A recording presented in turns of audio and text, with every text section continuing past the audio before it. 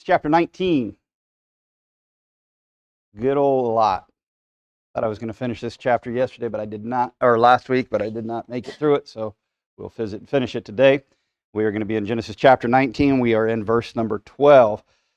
Last week, we looked at the place of the commission. I guess I should get us caught up to there.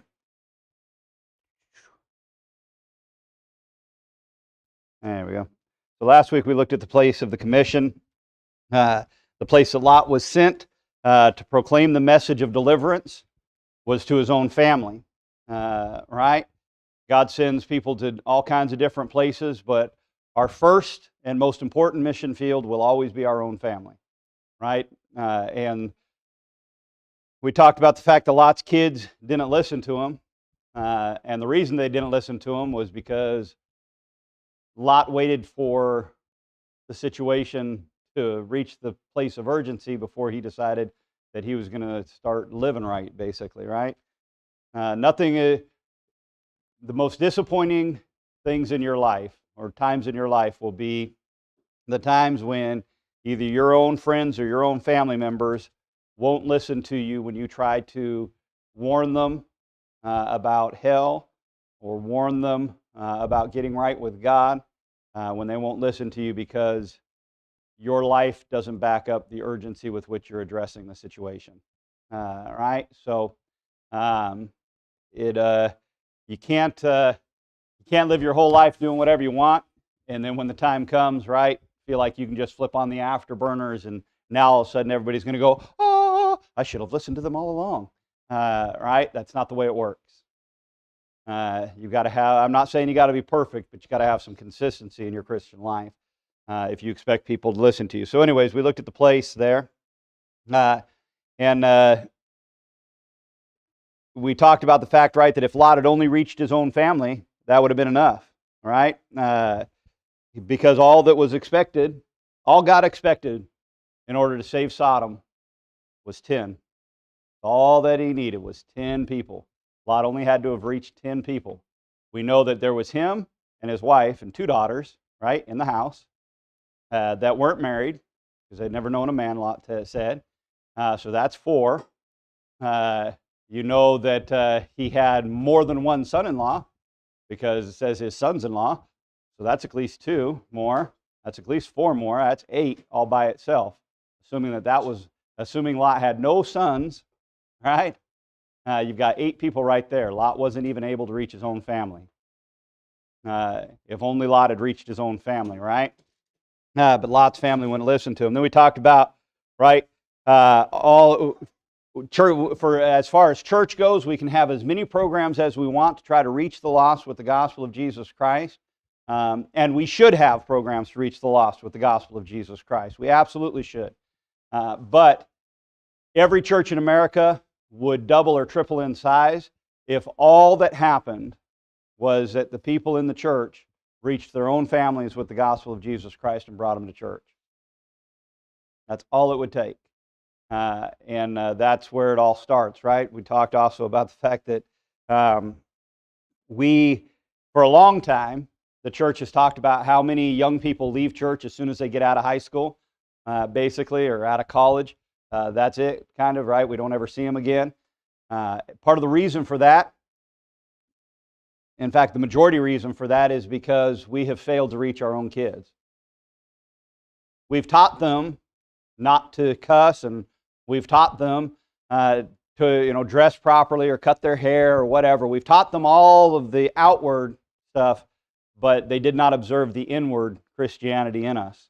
They saw the outward Christianity, and they didn't observe the inward Christianity. So, anyways, that's kind of that's where we're at. So, we come to the pity of the commission, right? You see the pity of the commission here. Abraham had prayed earlier that same day, right, about the destruction of Sodom, and prayed that at least the righteous would be delivered from the destruction in Sodom. But the angels don't just offer the righteous a way out. They're offering the unrighteous a way out. Right? It was simple. Just leave. Get out of Dodge, right? His son and his son-in-law and his sons and his daughters, right? They tell him there in verse number 12, whatsoever thou hast, get it out.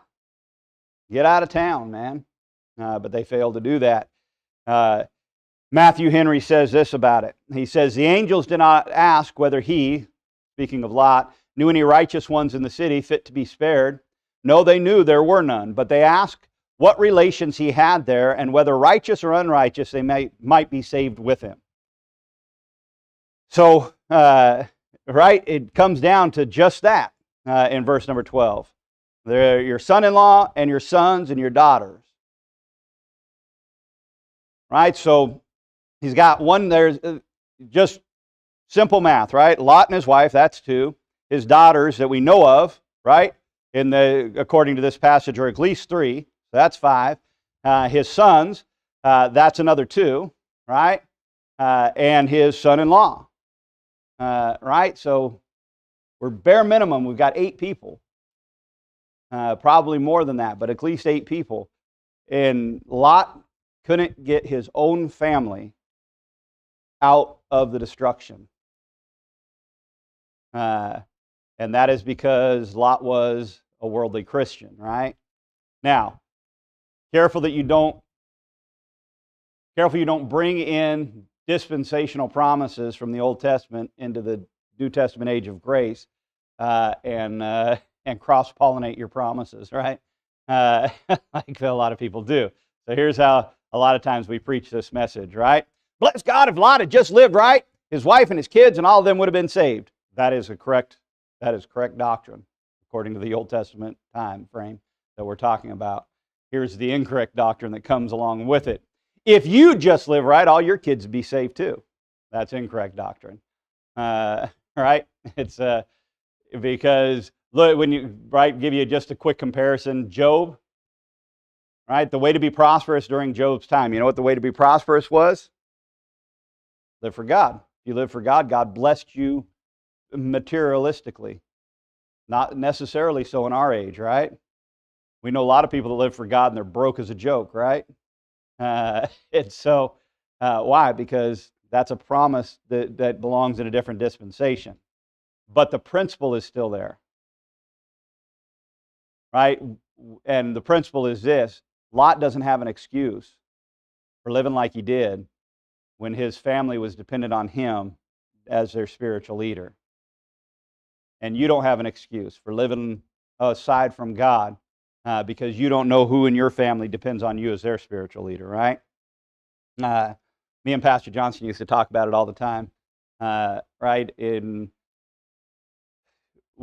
just with his kids and his family, right? That Shar was really was the spiritual center of things, and Pastor Johnston, and so there was always give and take with his kids, but Pastor Johnson and Shar always tried to, right, basically hold the fort, right? Do right, live right, keep things right, love their kids no matter what, but, right, still they still did the right thing. And the same thing goes for us, right? You may be you don't know who you're the spiritual leader for in your family, right? Whether you're a husband or a wife, right? A son, a daughter, an aunt, and uncle, a nephew, a niece. You don't know, right? But what you're the only spiritual influence that may be taking place in your family. And so your actions matter, but your attitude, right? Your spirit matters too. Don't let it slip. Right? Read your Bible, pray. Right? Keep a close walk with God. Don't let the things that matter slip, because you don't know when somebody's going to come to you and say, you know, I read in the newspaper the other day about, right? What do you think about this? You don't know when that question's going to come up, right, about something.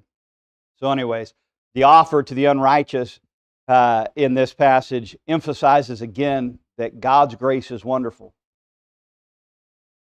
God is a God of grace. In the Old Testament, He's a God of grace. In the New Testament, He's a God of grace. Right? How that grace is accessed is different in the Old Testament than the New Testament, but God is a God of grace either way. Listen, there is a message of grace that goes out from Lot. This was not a message This was not just a message of destruction, but the message of destruction was necessary in order for people to see the good grace of God in giving them a way out, even though nobody listened, right? Nothing's changed, right? We have the same message. This world is going to end.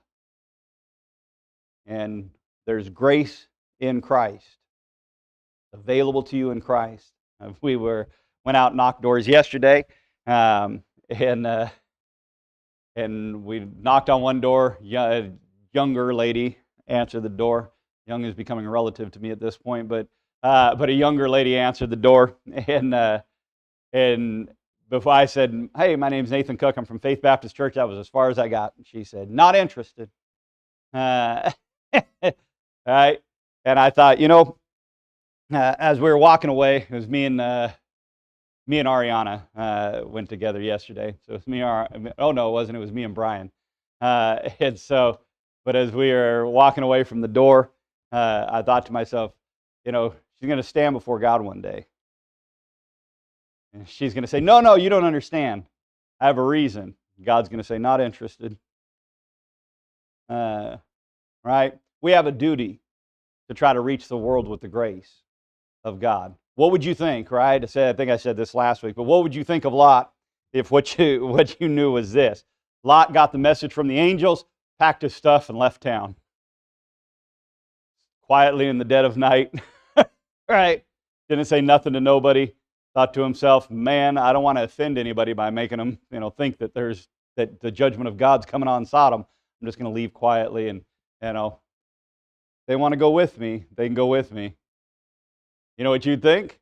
You dirty dog, right? You'd think that's evil. To let those people all just go down in flames without even trying to reach them, right? The same could be said of us, right? We have a duty to try to reach people, whether that's putting a track on somebody's door, handing them a track at the gas station or whatever, right? Knocking on their door and talking to them about Christ, whatever it is, we have a duty to try to reach them. So you see the performing of the commission, right? You see that Lot obeyed the commission, right? This was maybe not his best and brightest performance, right, in life, but Lot did what he was commissioned to do. Lot went out and did exactly what he was told to do. He obeyed the commission. All right, look at verse number 14. Lot went out, spake unto his sons-in-law, which married his daughters, and said, Up, get you out of this place, for the Lord will destroy this city. But he seemed as one that mocked unto his sons-in-law. You know what Lot did? He was told, and he went. That's what he did. He went, first of all, he went believingly, right? Lot instantly believed what the angel said, and had enough spiritual perception, right, to realize Sodom's condition and God's coming judgment, and go out and tell them. Right? And listen, you may be far gone, right? You may not be walking the path you should be walking when it comes to your Christian life, but you got enough spiritual perception, don't you, to realize that, man, this world is a messed up place and it ain't getting better. And in fact, I was looking at some poetry and stuff last night for looking for maybe a poem possibly to read this morning on.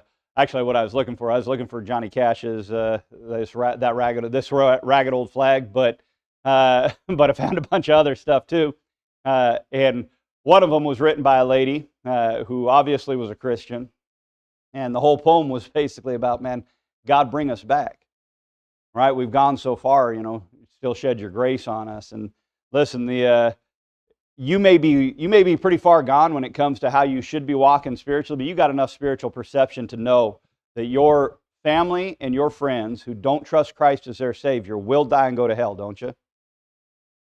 That hell is real and Christ is coming, and if they don't trust Christ, they will go to hell.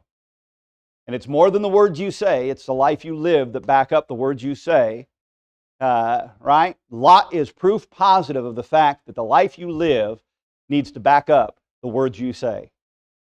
If you want your words to have weight, your life's got to live it.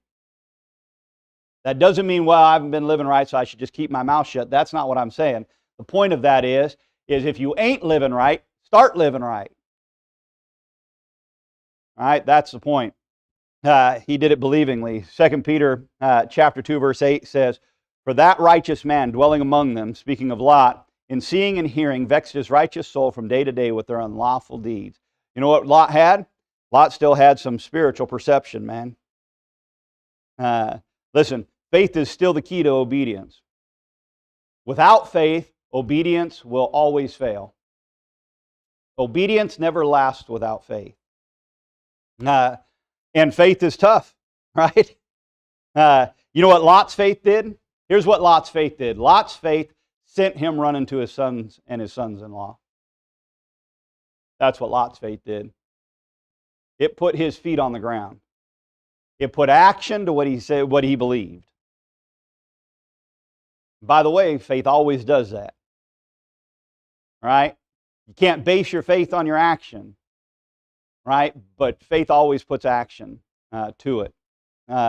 His faith sent him to his sons and his sons-in-law, right?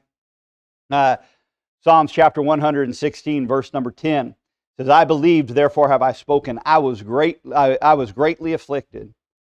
All right, there's the psalmist. You know what he says, right? He says, "I believed, and because I believed, I spoke up." Let me tell you what you speak up for is what you believe in. You know, this present day and age, isn't it amazing how the world is completely wrong, but they sure speak up for it, don't they? I don't like most of the YouTube Christianity that goes on, but it is interesting when you watch some of it. Right? There's a guy that basically he's an abolitionist guy. He's against abortion. He just stands, got a sign that says, "Women's bodies are not objects." And babies, what is it? Babies are not body parts. That's what it says. A woman's body is not an object, and babies are not body parts. And it's amazing how many people will speak up for what they believe. Right? Tell them how they don't agree with him, and he's wrong. And those babies are not really babies; they're just a clump of cells. And they will go on and on, right? They will speak up for what they believe in. But Christians, man, you got to press a Christian and get them to speak up. Right? And the reason is maybe we don't believe as much of what we say we believe as we really say we believe, right? The psalmist says, "I believed and therefore I spoke." Abraham says, by faith Abraham, when he was called to go out into a place which he should after receive for an inheritance, obeyed, and he went out not knowing whither he went. He says, by faith he sojourned in the land of promises in a strange country, dwelling in tabernacles with Isaac and Jacob, the heirs with him of the same promise. Hey, when Abraham believed, you know what he did? Stepped out. That's what he did. He put feet to his faith. Right? That same thing should be true of us. He says in verse number 17 of Hebrews chapter 11, by faith Abraham, when he was tried, offered up Isaac, and he that had received the promises offered up his only begotten son. Listen, Abraham went around telling everybody how much he believed God, trusted God. God said, let's find out. Give me Isaac. Give me your only son Isaac. And Abraham said, let's go, Isaac. Listen, sometimes we get this idea, right? Well, yeah, sure. It's easy for you to say. Easy for you to say. Let me tell you something. When you get to heaven, you're not going to look at Abraham in the eyeball and tell him it was easy for him to say. Easy for you to say, trust God, Abraham. You didn't have the woke media mob coming after you. Easy for you to say, trust God. You didn't have to sit around the table at the family dinner and listen to them all rally about how abortion is okay and alcohol is acceptable and smoking pot is it's legal. Right? And so, easy for you to say, Abraham. You think you're going to say that to Abraham? Now, you know what you're going to do? You're going to hang your head in shame, just like everybody else, right? Just like I will. Listen, he obeyed it believingly. He obeyed it promptly as well. He did it right away. As soon as he was given the commission to tell his relatives in the city to get out of town because of the imminent destruction, Lot went on his way and did exactly that. He didn't procrastinate. He didn't protest. He went without hesitation, right, and took the news to him. He didn't say, whoa, wait up. Hold up, angels. Let's have a talk here. Now, I understand that destruction's coming, but I'm going to need more than one day's notice. You expect me to reach all of my relatives in one day? I mean, I got things to do tomorrow. I got a whole schedule already laid out. I mean, you're going to have to give me at least a week. Give me at least a week's notice. Right? No. He didn't say, well, you know what? Let's just go ahead and finish dinner. All right, let's enjoy, a cup of coffee, and then I'll get out there and let them know what's going on. No. As soon as they told him, Lot got up and went. Listen, that's the kind of thing God's looking for. And by the way, that's the kind of things necessary in this day and age.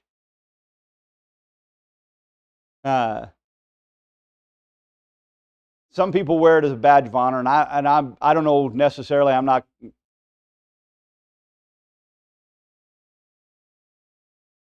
I'll just say it this way, right? There's a lot of people who talk about, well, we don't like to press people for a decision, right? We leave it up to them to make a decision when they want to make a decision, all that kind of stuff. And maybe that's okay. Maybe it's not. I don't know. Right?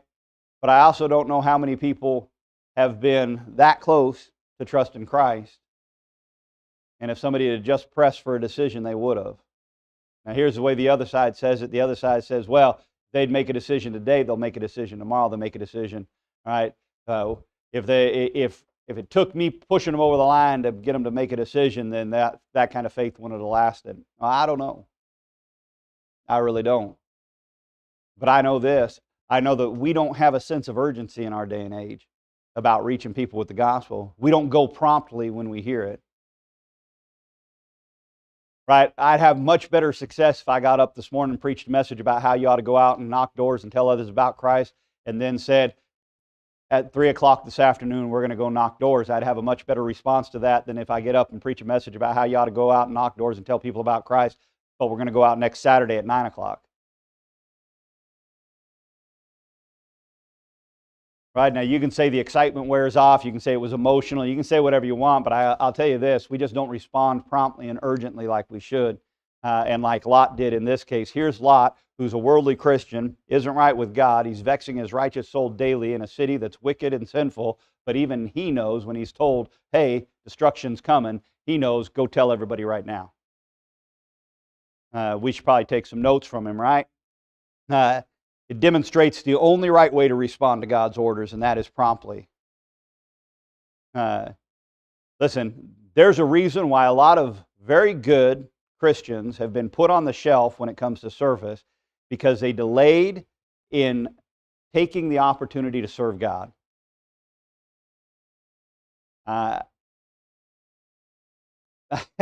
Pastor Johnson used to say when he started a church, or would come back to revive a church, right? He says, you know what it takes to revive a church? Pioneers. Right? He says, it takes pioneer kind of Christians to revive a church. He says, and you know what you use to revive a church? Whatever you got. He says, you don't get to be picky. You just use whatever you got. And I think some of the time our problem is when we should be using the people that show up, we're waiting for the people who aren't here. Let me tell you something. Listen, nobody cares how much talent you have if you don't show up. Your talent, listen, Take the most talented football player on the face of the planet. If he doesn't show up for the game, it really doesn't matter how much talent he has. Listen, God is using people with much less talent all the time. You know why? Because they show up. God will use you if you show up, if you do it promptly, right? Listen, all around us we see Christians that are exactly like Lot here, right? They get excited at times about serving God, but as soon as the spirit of the world gets back a hold of them, they lose their enthusiasm, right? And they start to kind of drift away a little bit. Look at Lot, man. Lot goes and tells everybody, we got to get out of town. And the next day, him and his wife are questioning whether they ought to go back. Right? Doesn't take much, but he did it promptly. Do it promptly. He did it courageously. Listen, if you're going to fulfill the commission, for Lot to fulfill the commission given to him by the angels, Lot had to go out into the city of Sodom at night, right, to go to the homes of his sons-in-law. That took courage. You remember, right? There was a bunch of people outside that were going to tear the door down. They got struck with blindness, but you know what that means? You got a bunch of zombies wandering the street. Lot's got to go out there and navigate the streets, right? So, listen, Sodom would have been like any other big city today, right? Hey, I need you to go tell your family, I just need you to run down West Hollywood at 2 a.m. Right? You know what you're going to say? Can I go in the morning? I don't want to go down there while it's dark. Bad stuff happens down there. Right? That's how Sodom was. You know what Lot did, though? Lot took courage and went and told his family like he should have. Just like we ought to take courage. Brother Gray, Brother Gray always says, he says, you know what the hardest door to knock is? First one. That's the hardest one to knock on. They just get progressively easier from that point on. I was back there for his soul winning clinic one year, and he had a thing on how to go soul winning and stuff. He said, one of his keys was, especially when he didn't want to go soul winning, he says he'd pull over the car at the first person he saw, try and talk to them about Christ. He said, because Satan will fight you right up to the time that you start doing what you're supposed to be doing. He says Satan gets a lot weaker once you start. And isn't that true? When's the hardest time, right, to get up in the morning? Sunday morning. You'll wake up at 6 o'clock on a Saturday because you got things to do. Sunday morning, 7:30, 8 o'clock rolls around, and you're like, oh man, I gotta go. I guess I gotta go to church. I better get up. You know what's amazing? Sunday morning is the one morning of the week your kids will sleep in. So one morning of the week, David will sleep, man. That kid will wake up at 5:30 every other morning. Sunday morning, that kid will sleep till 7. Just saying, right? Oh, I don't want to disturb him. Right? Once the little monster's awake, it's all over. Right? But listen, that's the reality of it, right?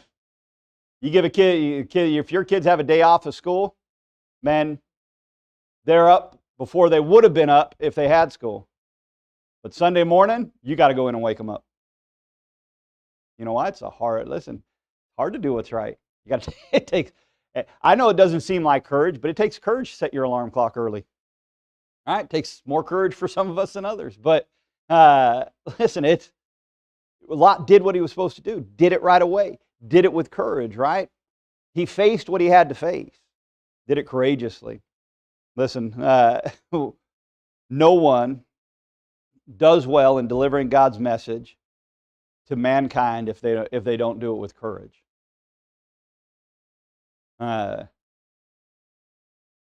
The world looks at Christianity. Here's what the world thinks of us. Christianity's old, senile, it's weak, it's for the faint of heart. Right? But what a misconception. Because anybody who's ever gone out and tried to talk to people about the truth of the gospel of Jesus Christ knows that it takes courage. Not easy. Right? It's tough. You're not just fighting the devil, you're fighting yourself, right? And you're fighting them. And man, you're just trying to, well, can I talk to you about Christ? And in your mind, you're thinking, I don't want to hear about it. They don't want to. They just wish I'd leave, right? I mean, you got 1,000 different things going on. It takes courage to do the right thing. It'll always take courage to do the right thing. The world looks at us and thinks that we are useless. Right? We are a vestige of the past. The reality is, the world needs us worse right now than they've ever needed us. He did it courageously. And how many more do I got here? We'll cover this one real quick then. He did it faithfully, right? The character of Lot is seen in that he was faithful to go out and take this message. His life had not been faithful up to this point, but a difference was made. Right? He's faithful. Listen, some people have great enthusiasm. Some people are very charismatic when they speak. Right? But the message that they're giving is a corrupted message. They're not telling you what God says. They're telling you what they want you to hear or what they think you want to hear. Lot brought the message exactly as it had been given to him. And that's all that God expects of you. To take the same message that he gave in Romans chapter 10, right? And give that to the world. That's it. That's all he expects of you. Just deliver it faithfully. We live in a day and age where, man, there's 1,000 different kinds of gospels out there. And man, we are reaching back in some cases, man, back into the dark ages for some of this stuff. Instead of just paying attention to what we already have, what the Scripture says. Right? And listen, Lot was not great at complying with orders, but he was faithful in speaking the truth. Lot had a lot of faults in his life, right? But you've got to pat him on the back here and say, at least he didn't taint the message. At least he delivered the message just as it should have been delivered. Right? The only message that would have helped Lot's sons-in-law, though, was the message that Sodom was going to be destroyed and they needed to get out of town. And Lot delivered exactly that message. They refused it, but Lot delivered it. The world may refuse our message, but man, we need to be faithful in delivering it. Even if you're not all on track, right? Even if everything's not going right in your Christian life right now. I will tell you this, God will take a Christian who's not doing everything right, but will show up. He'll take that Christian over the Christian who's doing everything right but won't show up. Every day of the week, twice on Sunday. God's looking for disciples, looking for people who will serve Him. I'm not talking about the church, I'm talking about Christ. Christ is looking for people who will serve Him. There's a lot of people think they're doing everything right. I don't cuss, I don't swear, I don't have my hair like this or my hair like that. I don't wear this, I don't wear that. I don't act like this, I don't act like that. I don't use this, I don't use that. I don't drink this, I don't smoke that. I don't do this, I don't do that. Man, I am all on track, but they never tell anybody about Christ. They're doing nothing to try to reach this world with the gospel of Jesus Christ. Let me tell you what your number one priority duty as a believer in this day and age is to do. A, to reach your family, and B, to reach the world around you with the gospel of Jesus Christ. We'll pull off right there and we'll pick up with the contempt for the declaration next week. Got about 10